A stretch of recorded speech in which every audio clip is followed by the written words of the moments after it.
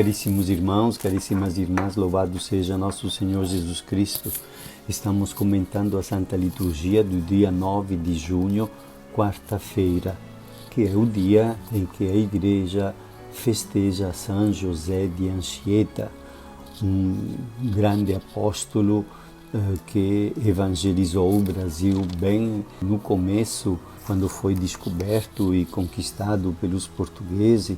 Foi um grande evangelizador que continua sendo para nós um modelo de integração, de enculturação. Basta pensar que São José de Anchieta conviveu com os índios a ponto de aprender a sua língua, de escrever uma gramática para a língua dos indígenas.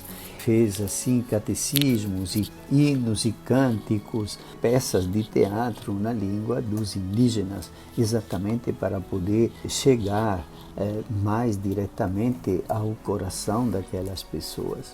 Ele nasceu em 1534 nas Ilhas Canárias e depois, na juventude, entrou na província portuguesa da Companhia de Jesus. E pela Companhia de Jesus é que ele foi enviado ao Brasil apenas depois de 2 anos que ele tinha entrado na Companhia. E foi ordenado sacerdote em 1566, escolhido para superior da comunidade de São Vicente, no estado de São Paulo, e depois como responsável de toda a província constituída pela missão no Brasil.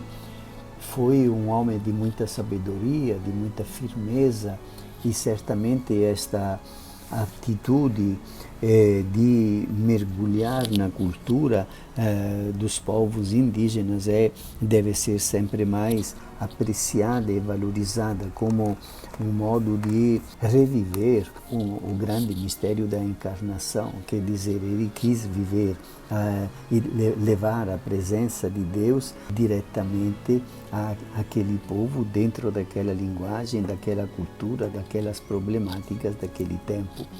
Foi João Paulo II que o beatificou, e em 1970 ele veio ao Brasil e no mês de junho fez uma missa com uma participação de mais de 1 milhão de pessoas, Diocese de São Paulo, e ali foi, digamos, ele apresentou uma figura que pudesse representar para muitos jovens um modelo, uma fonte de inspiração para pensar o nosso tempo que vivemos agora, a grandeza com a qual São José de Anchieta pensou o tempo em que ele vivia. Uma grandeza a serviço do desígnio de Deus, uma grandeza colocada a serviço da palavra de Deus, da evangelização, do testemunho de Cristo, porque sendo ele um jovem que de tal maneira se dedicou a evangelizar, certamente São João Paulo II, quando veio ao Brasil, imaginava que ele se tornaria como que um protótipo, como que um arquétipo, quer dizer, para lá das palavras difíceis, como um exemplo e um modelo que poderia ser olhado com admiração e seguido por muitas pessoas que poderiam abraçar neste nosso tempo uma tarefa e uns desafios semelhantes àquele que São José de Anchieta tinha abraçado naquela época, logo no início da evangelização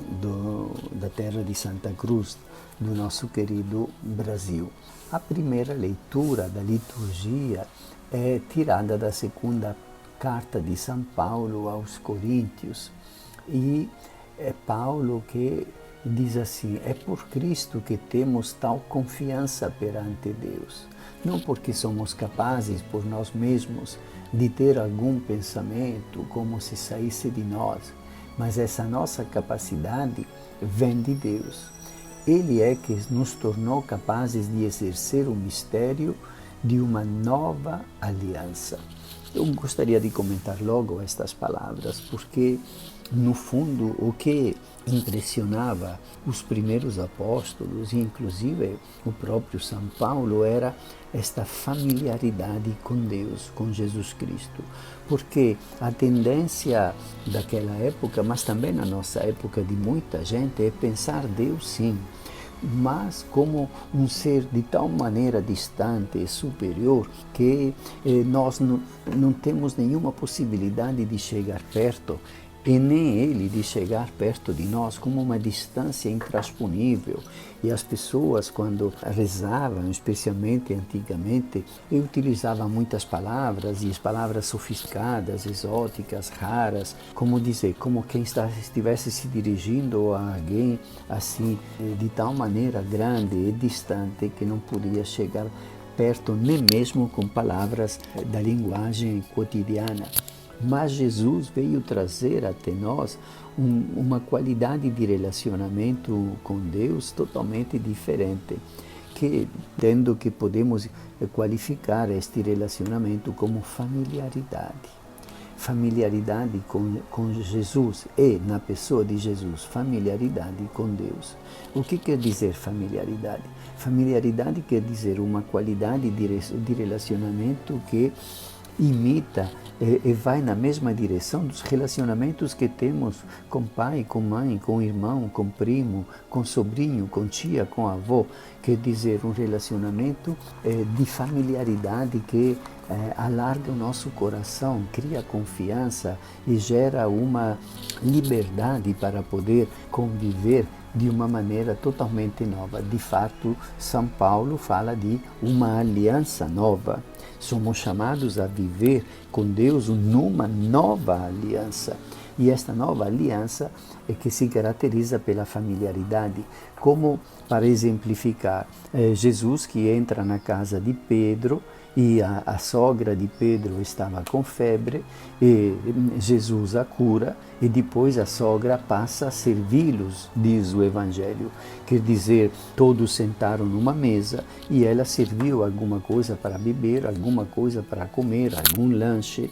Os que estavam presentes, que era Pedro, Tiago e João, além da sogra, estavam ali consumindo aquele lanche que a sogra servia, e conversando, digamos assim, podendo olhar no rosto de Jesus e ouvir suas palavras diretamente e admirar das palavras de sabedoria com as quais ele ia descrevendo o reino de Deus e o caminho da fé. Em suma, nós somos chamados a esta familiaridade com o Senhor, porque Ele decidiu anular a distância e tornar-se uma presença na nossa vida cotidiana. É isto que efetivamente caracteriza a nossa fé. E depois, Jesus no Evangelho diz que esta nova aliança é uma continuidade da outra. Claro, com grandes novidades, mas que não suprimem nada da antiga aliança.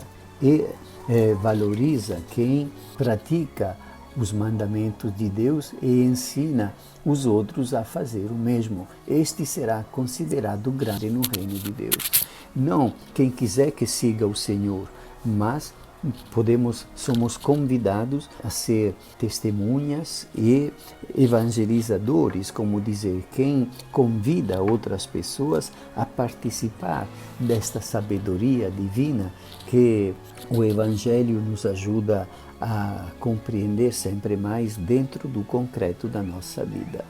Peçamos ao Senhor que pela sua graça possamos servir dentro deste grande horizonte de vida que se renova pela sua presença, pela sua misericórdia e por toda a vida da Igreja que através dos sacramentos e da sua palavra divina vai nos conduzindo a uma vida que se renova na paz e na esperança. Te abençoe Deus Todo-Poderoso, Pai e Filho e Espírito Santo. Amém.